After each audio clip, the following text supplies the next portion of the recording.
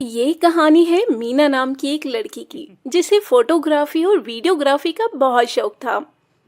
अरे यार, इस 2 कौड़ी के फोन से एक भी फोटो अच्छी नहीं आती है। तभी वहां मीना की माँ पल्लवी आती है। अरे बेटा पल्लवी, फोटो ही खींचती रहोगी या खाना भी खाओगी? अरे माँ, मैंने आपसे कितनी बार कहा है कि मुझे एक कैमरा दिलवा दो, लेकिन आप तो मेरी सुनने को ही तैयार नहीं है। बेटा, तेरा एक कैमरा का दाम भी तो 10 कैमरे के बराबर है। अरे माँ, आपकी एक ही तो बेटी है और आप उसे एक कैमरा नहीं दिलवा सकती हो। अगर आप मुझे कैमरा नहीं दिलवाओगी तो मैं खाना भी नहीं खाऊंगी। नाटक बंद कर, तेरी मनपसंद बिरयानी बनाई है मैंने। अच्छा, आज खा ले रही हूँ लेकिन कल से नहीं खाऊंगी। हाँ, चल देखती हूँ कि तू अपनी बातों पर अमल करती है या नहीं। हाँ, देख लेना आप। पहले मैं जरा आज अपनी बिरयानी खा लूं। पगली। तो मीना डाइनिंग टेबल पर बैठती है और अपनी बिरयानी खाने लग जाती है। खैर, इसके कुछ दिन बाद एक दिन मीना के पापा ऑफिस से घर आते हैं। ले बेटा, तेरा बर्थडे गिफ्ट। अरे पापा, मुझे जो चाहिए वो तो आप मुझे देंगे नहीं, तो इसका क्या फायदा? अरे बेटा, मुझे मालूम है कि तुझे क्या चाहिए, लेकिन जरा इसे भी तो खोलकर देख ले एक बार। इसमें भी बहुत अच्छी चीज है। खोल ही लेती हूँ अब।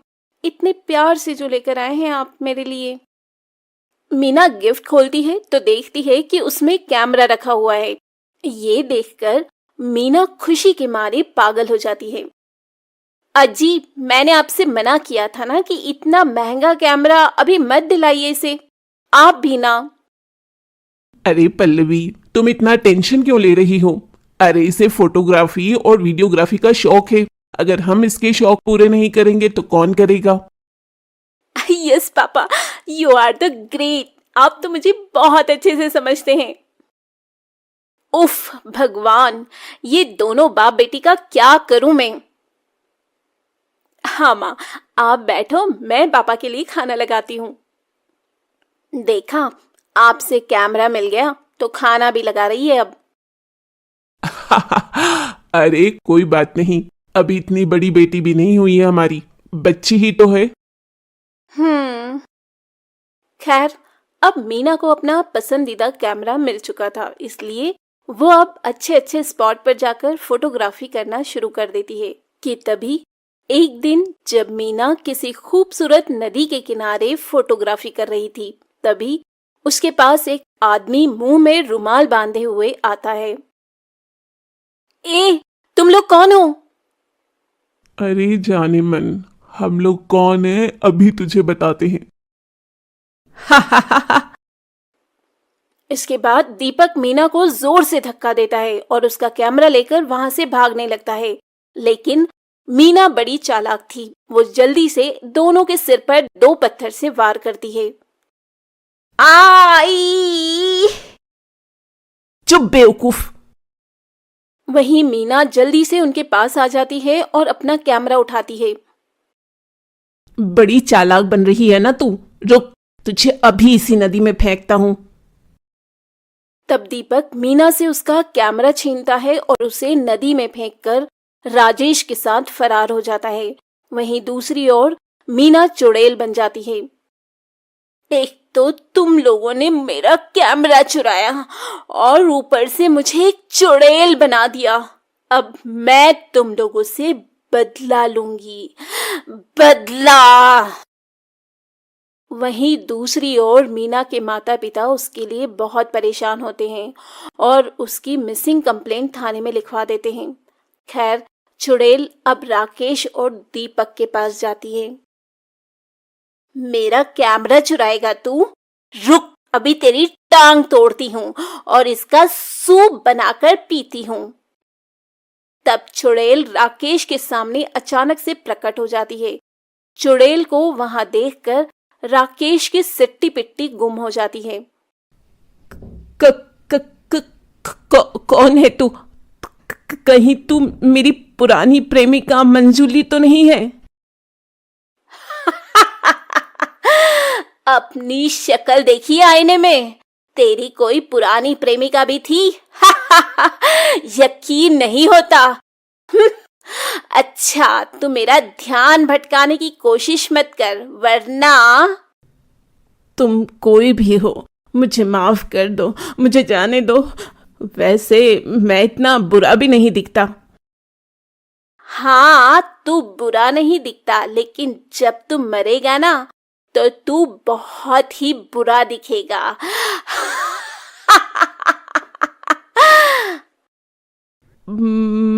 मरेगा मतलब? हाँ, अगर तू मरेगा नहीं तो मैं तेरे हाथ और पैर का सूप बनाकर कैसे पीऊंगी रे? नहीं नहीं, ऐसा मत करना। एक तो मेरा कैमरा चुराता है और मुझे मारता भी है, और ऊपर से बोलता है कि तुझे ना मारूं। अच्छा, तो तू कैमरा वाली चुड़ैल है? हाँ। तब इसके बाद चुड़ैल राजेश के हाथ पैर तोड़ देती है और उसे मार डालती है। उसे मारने के बाद चुड़ैल वो कैमरा अपने हाथ में लेती है। रुक, ऐसे ही रहना, अब तेरी एक फोटो खींचती हूँ। और चुड़ैल अपने कैमरे से राजेश की लाश की फोटो खींचती है और बहुत खुश होती है। अगर मैं ना मरती ना तो बहुत अच्छी फोटोग्राफर बन जाती। वाह मीना, तेरी फोटोग्राफी का तो कोई जवाब नहीं।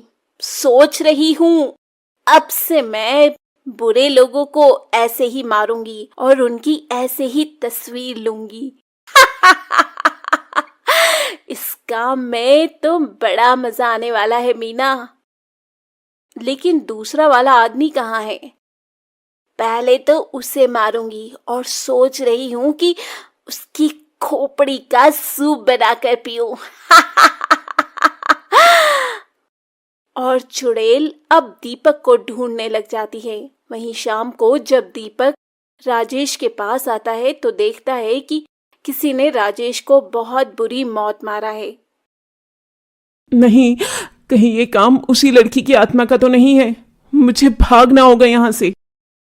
तभी वो वहां से भाग जाता। वहीं दूसरी ओर चुड़ैल एक आदमी की दुकान के पास जाती है। दरअसल वो आदमी मोहल्ले में बासी मिठाइयां बेचता था। इस आदमी की वजह से मेरा बहुत बुरा वाला पेट खराब हो गया था। इसे तो मारना ही पड़ेगा। खैर, वो आदमी अपनी दुकान बंद करके घर के लिए निकलने लगता है कि थोड़ी दूर आगे बढ़ने पर एक सुनसान गली में उसे चुड़ैल मिल जाती है। चुड़ैल? वो भी कैमरे वाली? आजकल चुड़ैलों के पास भी कैमरा होता है क्या? और क्या, हम लोग मॉडर्न जमाने के चुड़ैल हैं। हमारे पास सब कुछ होता है। अच्छी बात है, अच्छी बात है। लेकिन तुम्हें मुझसे क्या काम है?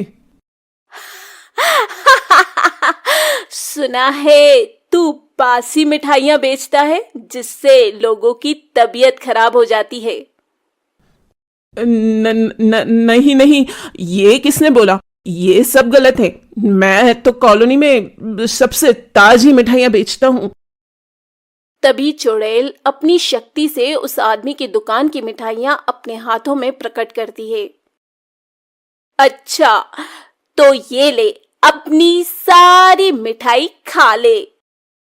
अब वो आज मेरा पेट खराब है। मुझे पता था कि तू यही बोलेगा, लेकिन मैं तो तुझे ये मिठाई खिलाऊंगी। नहीं नहीं। जबरदस्ती उस आदमी के मुंह में मिठाई के डिब्बे को ठूंस देती है, जिससे उस आदमी की मौत हो जाती है। बड़ा आया, मेरा पेट खराब करेगा। गया ना काम से। उसे मारने के बाद चुड़ैल उसकी तस्वीर ले लेती है। मोटा गेंडा कहीं का, इसकी तो फोटो भी अच्छी नहीं आई। इसके बाद चुड़ैल दीपक को ढूंढने लग जाती है, लेकिन फिर भी उसे दीपक का कहीं पता नहीं चलता। आखिर ये दुष्ट दीपक है कहाँ? पता नहीं क्यों मैं अपनी शक्ति से भी उसको देख नहीं पा रही हूँ। लगता है कुछ गड़बड़ है। तब तक मैं अपने नए शिकार को ढूंढती हूँ। ये बोलते बोलते चुड़ैल रास्ते में जा रही थी कि तभी उसे एक आदमी मिल जाता है जो किसी औरत की चेन छीनकर भाग रहा था। अभी इसको सबक सिखाती हूँ, चोर कहीं का। चुड़ैल उस चोर के सामने चली जाती है। आह, चुड़ैल! अरे चोर, कितनी चोरी करेगा? हाँ,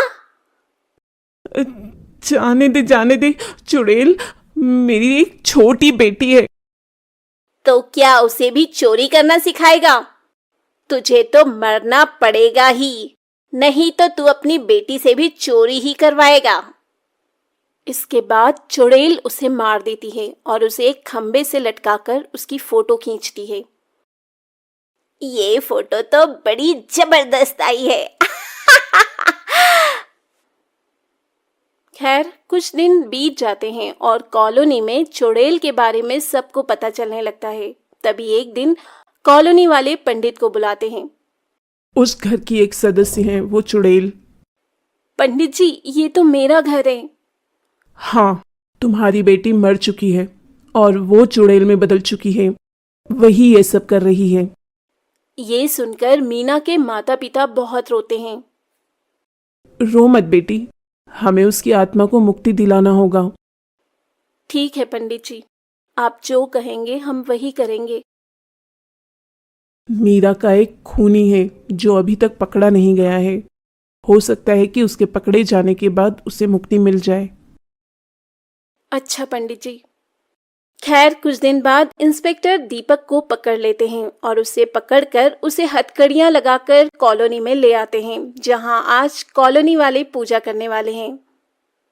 बेटा मीना, हमें पता है कि तुम्हारे साथ बहुत गलत हुआ है, लेकिन तुम बेवजह बेकसूरों को मत मारो।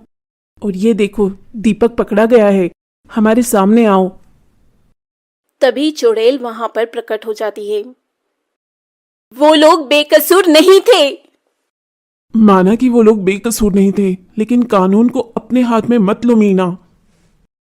हाँ बेटा, अब तो दीपक भी पकड़ा गया है, ये सब मत कर बेटा। हाँ बेटा, तू तो हमारी प्यारी बिटिया थी ना, तो फिर क्यों नहीं करती है ऐसा? इस तरह सभी लोग उसे बहुत समझाते हैं।